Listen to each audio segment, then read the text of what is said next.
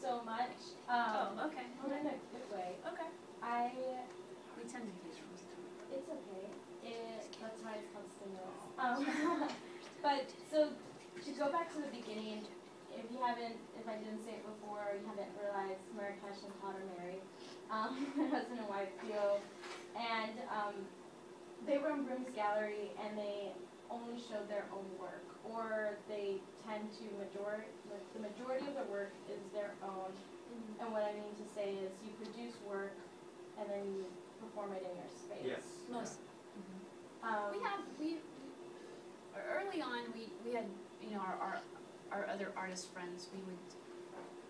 We would show some of their work, but we would tend to somehow make it a room's work. So like if we were showing someone's paintings, we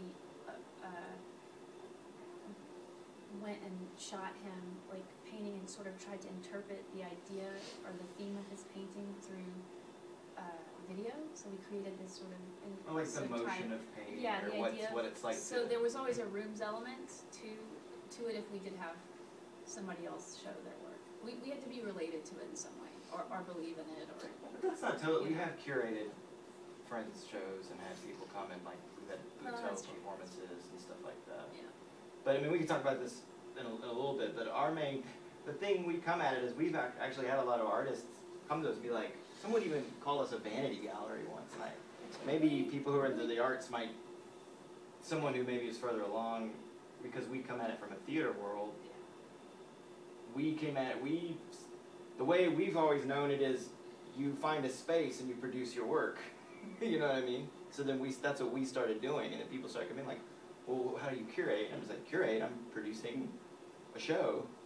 But because our work took this turn, then we were sort of in this other world now.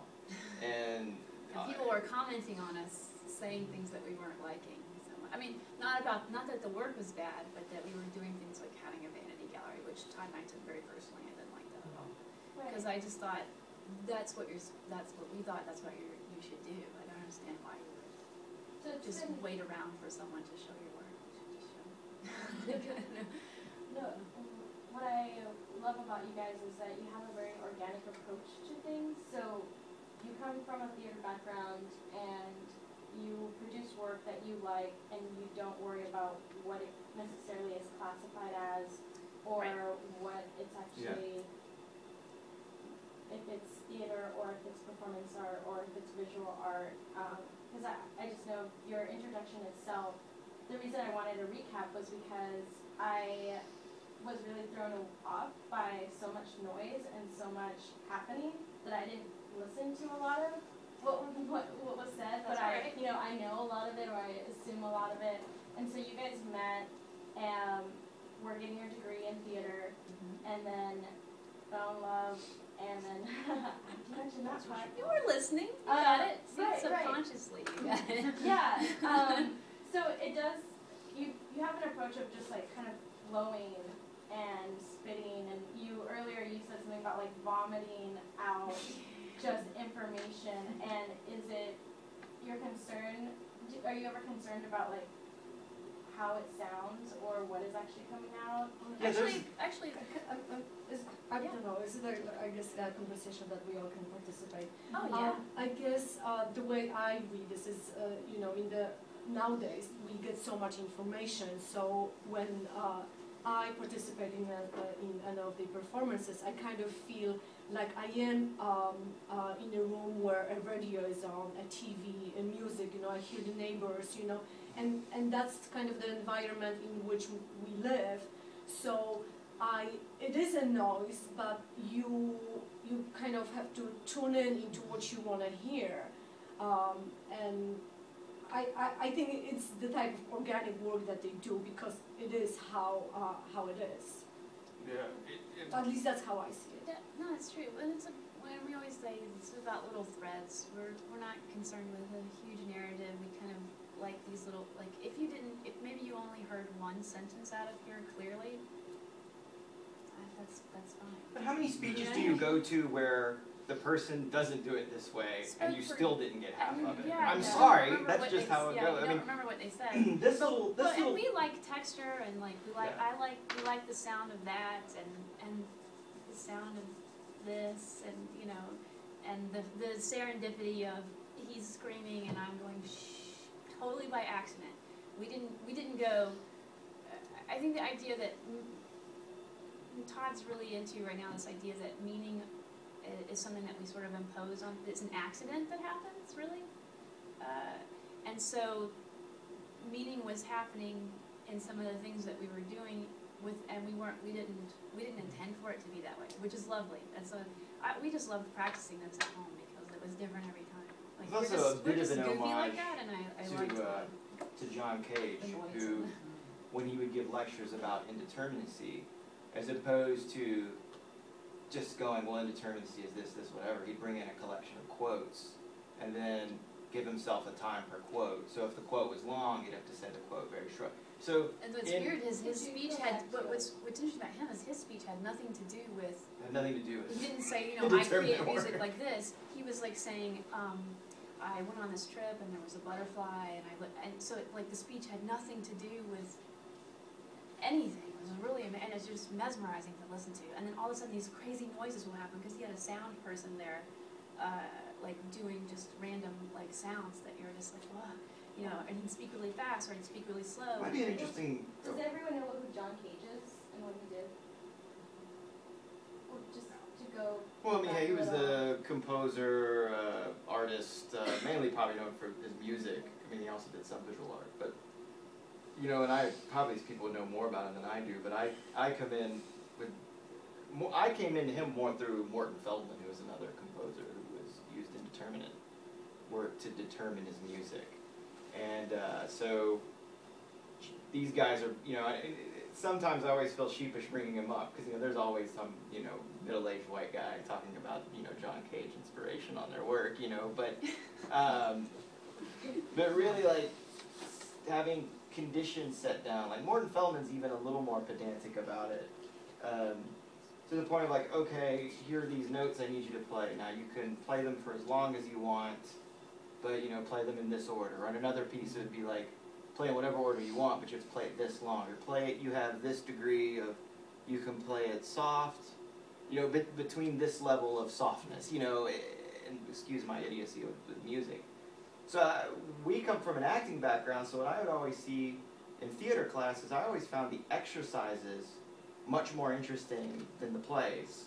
And I think a lot of people feel that way. And then they always go, we should really do something with that, you know? And I'm like, well, why the hell not, you know? And it is mostly more interesting to see the exercises.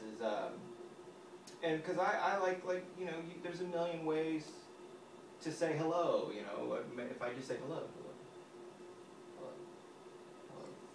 That's what happens at our house all the time. Hello, you know, and I can sit there and play with that, and I'm like, and I'm usually more interested in what little you need for a performance. And some people could say, well, that wasn't successful, but I like to experiment with that and go, what's the smallest amount I need? Because And then Christian likes, but same with this idea of spewing. That's kind of like the oracle idea too.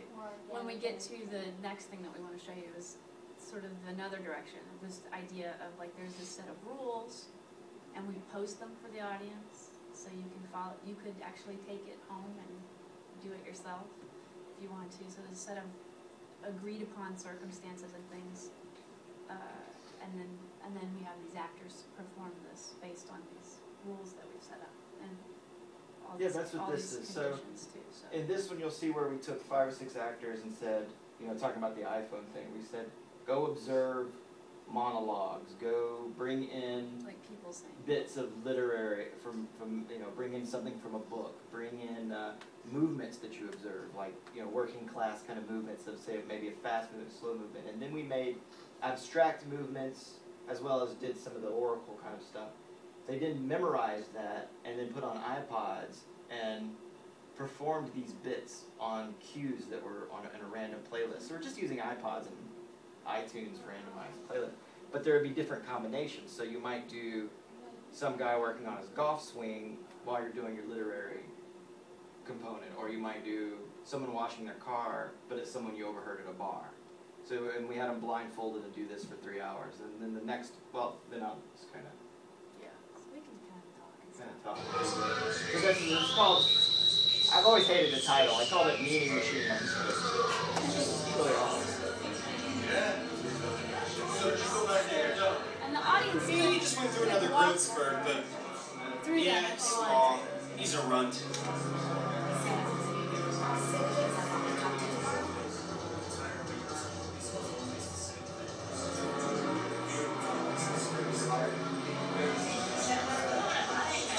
Why didn't they just drink it themselves? What's one more at that point? I mean, you've already had dinner, so it's like, just like, let loose a little bit, rabbis. Or rabbits. Tomato and mozzarella sandwiches. Do you remember tomato and mozzarella sandwiches? What you gotta go asking so many questions for? So this one is, we had 4 platforms, and actors were more like players. So there's this sort of game and game show type world. We created cues that the audience could hear this time, but the cues gave different platforms different speeds and directions to face to do one monologue over and over. But instead of all the instructions being entered, Yeah. they were out for the audience to hear. And, and players could replace each other and stuff like that.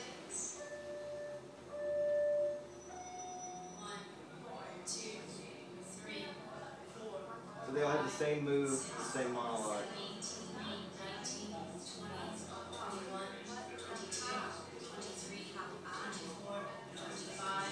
This is our new space, the most recent space. All others rotate counterclockwise.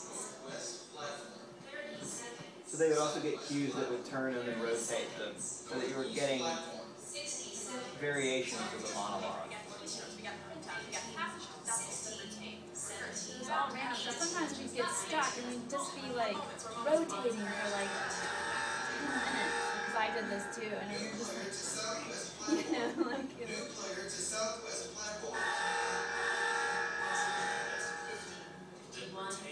you always had to have an extra actor because new players could come in. So it wasn't about as much about endurance. So I like the idea of it like being like a basketball game. Like you could have reserve performers. Now this one kind of goes back to the iPod cues, but the cues they're getting are very simple. They're just like turn right and do like I'm obsessed with the vocal fry. So like so they would do that, or maybe just turn their head or look at their wrist, and then they have one line that they would do. But what I like about this is really we would rehearse for. Everyone could pick it up in 10 minutes. It's just, can you sit there and do it for 3 hours? Because we didn't replace. Pretty much.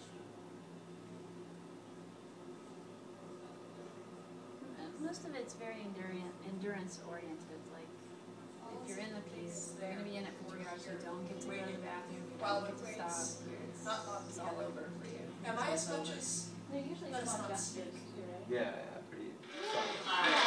So there's recently, that's why now we're into this. Yeah, I think I'm getting this obsession now of losing technology more. And it's usually I'll do a show that's good, you know, Marrakesh and I will produce a piece with lots of music and projections and get really pissed, and then the next time I just want Todd's like, rocks and dice. no technology. Yeah. It's like we're not going to use any technology. So this was our anti-technology time, I think.